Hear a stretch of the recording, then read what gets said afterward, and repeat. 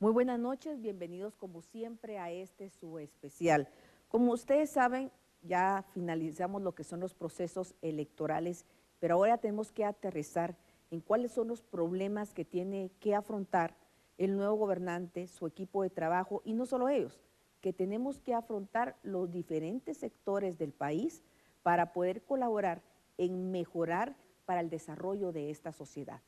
Pero uno de los temas importantísimos es el de la impunidad en nuestro país.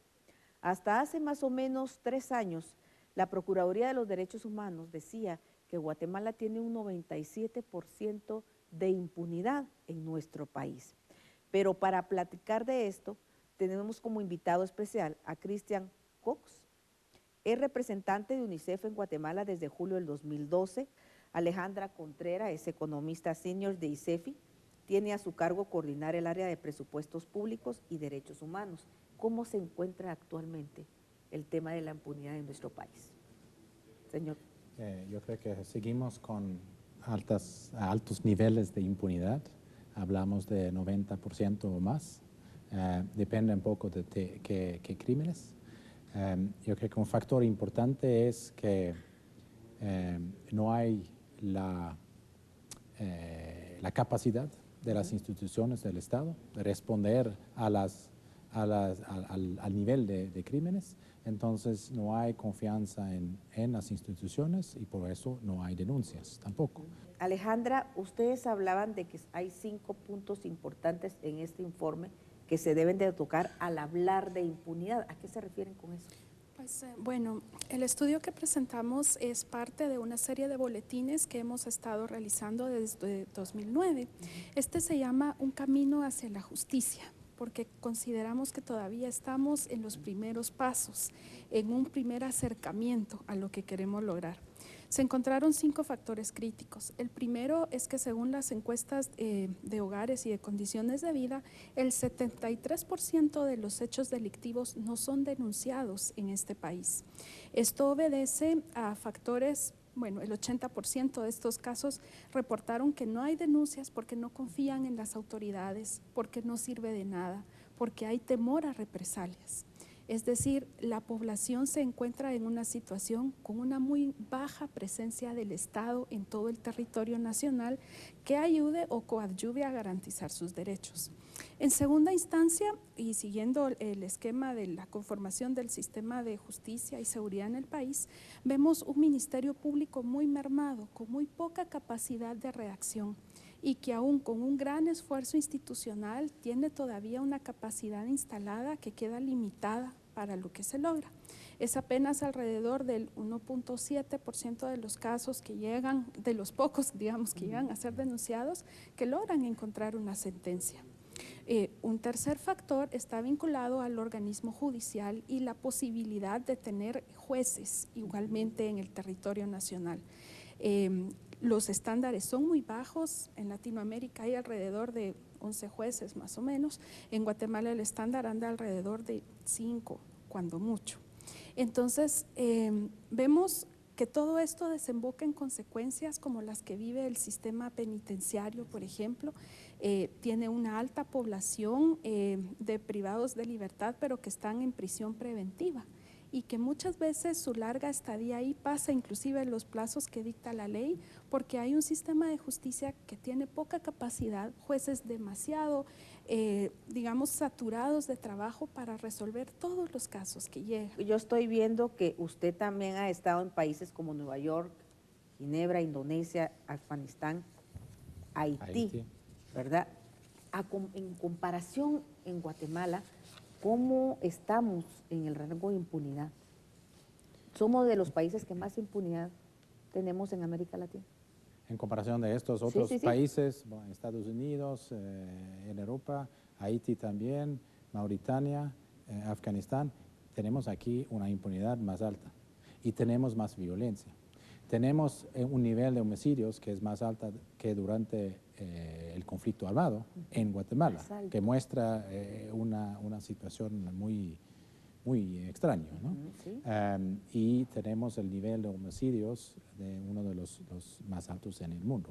Esta región y sobre todo el Triángulo Norte, Sí, sí, Honduras, El Salvador y Guatemala, muestran las cifras más altas en el mundo. Si hablamos de homicidios, pero no hay que olvidar otros tipos de violencia. Si hablamos de la niñez, que es nuestro mandato, nuestro campo de batalla, Sí, así es. vemos que sobre todo violencia sexual, maltrato infantil, son los hechos delictivos en contra de la niñez más frecuentes. Tenemos en el Ministerio Público 134 denuncias diarias en el tema de la niñez. Y tenemos que agregar 40 casos de niñas y niños que se quedan huérfanos después de la muerte o homicidio de sus padres, diarios. Y esto es muy alto, es dramático, y como comenté antes, la capacidad no existe para responder a estas denuncias. Esto es preocupante, estamos hablando de 134 denuncias diarias en el tema de la niñez y de los jóvenes. Sí. ¿Se han determinado cuáles son las causas, por qué tanta violencia hasta este sector?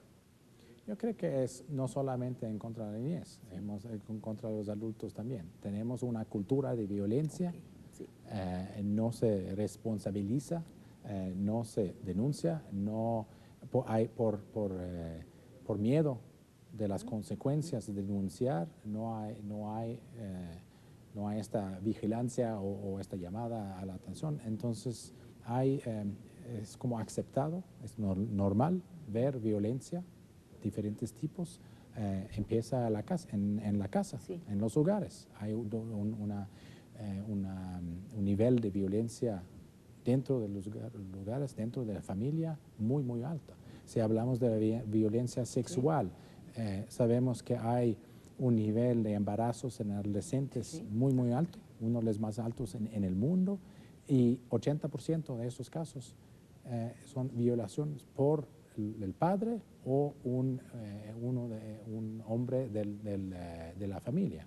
Entonces, y eso es lo más difícil realmente encontrar, porque es dentro de la casa. Me llama la atención cuando usted dice, estamos viviendo una cultura de violencia. La violencia la tenemos, los homicidios son más en esta época que en el enfrentamiento armado. Qué preocupante es esa situación. Sí. Yo quisiera llamar la atención, por ejemplo, que mientras la tasa nacional de homicidios ha sido de 34 aproximadamente, para jóvenes o más bien adolescentes varones entre 17 y 18 años es de 55 por cada 100,000 habitantes. O sea, estamos viendo que tenemos prácticamente una situación de conflicto bélico sin estarlo. Son nuestros adolescentes, nuestra juventud, la que está padeciendo sobre todo los efectos de esta violencia, que yo quisiera recordar que tiene también causas estructurales vinculadas a la pobreza que vivimos, a la exclusión y a una serie de inequidades que no permiten que los hogares tengan un nivel de vida digno, y que entonces esto genera fenómenos como la migración y fomenta entonces una cultura para que florezcan hechos delictivos. ¿Hay formas de poder luchar contra la impunidad en Guatemala y hay propuestas para esto? Sí. Primero, si queremos fortalecer a alguien o algo como instituciones del Estado, tenemos que invertir. Nosotros creemos firmemente que el presupuesto asignado a las instituciones del Estado muestra la voluntad política. Podemos hablar de todo lo que queremos, pero si no hay presupuesto para financiar algunas instituciones, son palabras vacías. Después hay que asegurar la eficiencia en el gasto y la transparencia en la gestión en general, en el gasto también. Pero hemos hecho este estudio sobre la impunidad y la justicia junto con ICEFI. Hemos hecho en varios otros sectores que afectan a la niñez, desnutrición, salud, agua, educación, etc. Y siempre estamos proponiendo lo que necesitamos como país en el mediano largo plazo, a un horizonte de 8 o 10 años, cuánto cuesta y cómo podemos financiar. No son las únicas soluciones, no son las únicas propuestas, pero son sugerencias para contribuir al debate nacional, porque hay que debatir esto. Alejandra, al hablar de costos es preocupante porque Guatemala está en una situación complicada. No hay cómo financiar un presupuesto, pero si no hay presupuesto, ¿hay alguna otra forma de poder financiar esta lucha contra la impunidad? Por supuesto. Quisiera traer solamente un punto importante. Claro. Para saber qué presupuesto necesitamos, tenemos que saber qué queremos financiar. Guatemala carece de una planificación de largo plazo. Esto es un tema que tenemos que poner en el debate nacional. Se cuenta ahora con el plan Catún 2032, pero falta un aterrizaje operativo del mismo para que tengamos claro qué metas, qué objetivos nos planteamos. Tenemos que tener una estrategia integral de desarrollo del país, que no se concentre únicamente en el área metropolitana, que favorezca la presencia del Estado en toda el área rural, sobre todo, que tiene una deuda inmensa en materia de restricciones, de acceso a la salud, de acceso a la educación y a la justicia. Con esto en mente, la serie de boletines Contamos justamente tienen una serie de propuestas articuladas con una visión de mediano plazo, con algunas propuestas para esa planeación operativa.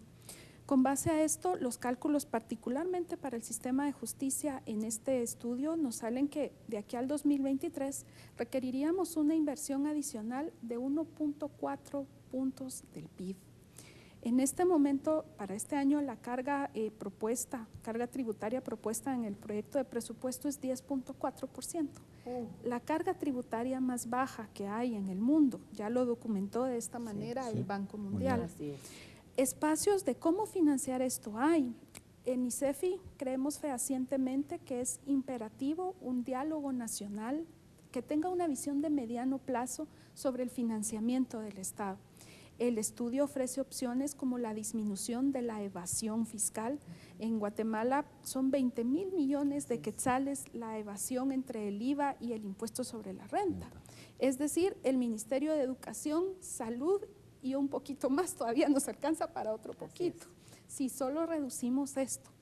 Por supuesto, para reducir la evasión estamos hablando que se requiere una SAT pues que tenga la capacidad institucional de hacer esto.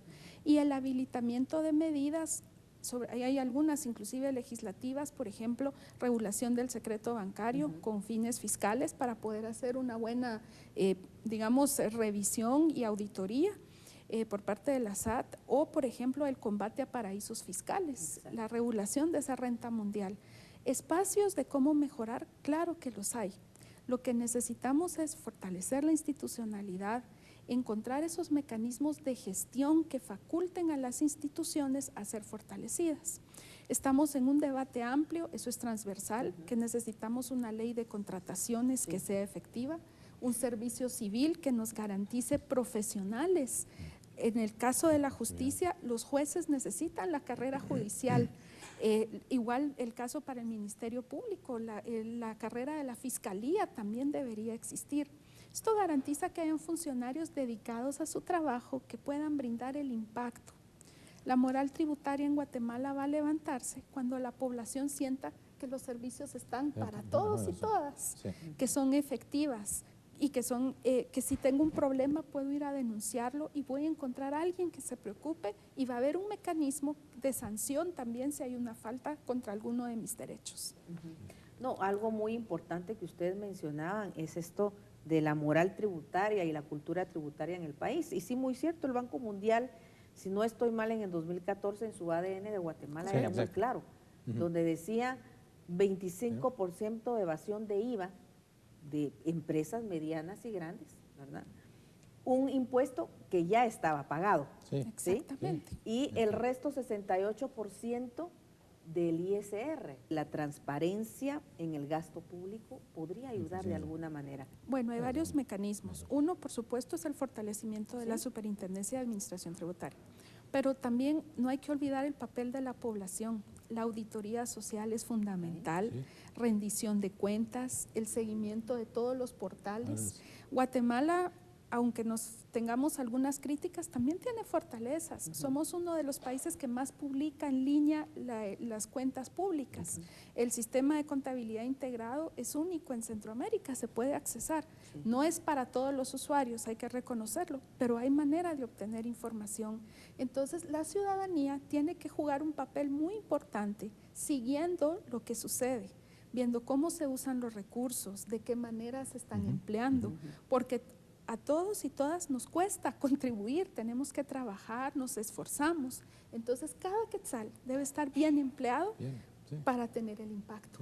Esta serie de entrevistas que hemos iniciado ahora es para dar una luz de que de alguna manera hay esperanzas, ¿verdad?, en nuestro país. Hay opciones y hay formas para poder salir adelante y que de alguna manera sabemos que las próximas autoridades van a tomar en cuenta.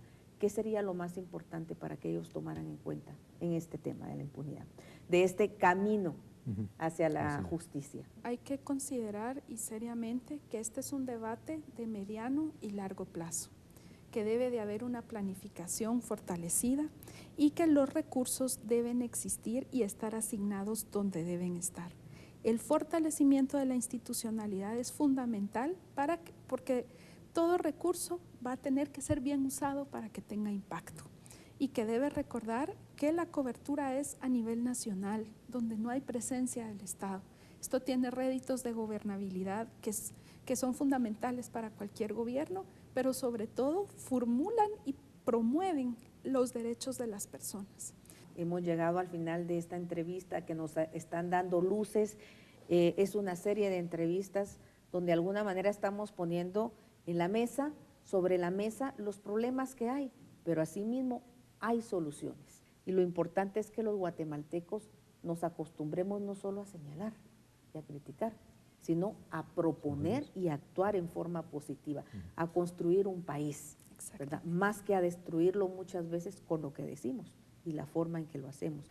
Muchísimas gracias al señor Cristian Skuk, él es representante de UNICEF en Guatemala, y Alejandra Contreras, ella es economista de ICEFI, y sabemos que este tipo de estudios tienen que ayudar a las próximas autoridades. Muchas gracias. Muchas gracias. Y a ustedes, amigos, gracias por acompañarnos una vez más.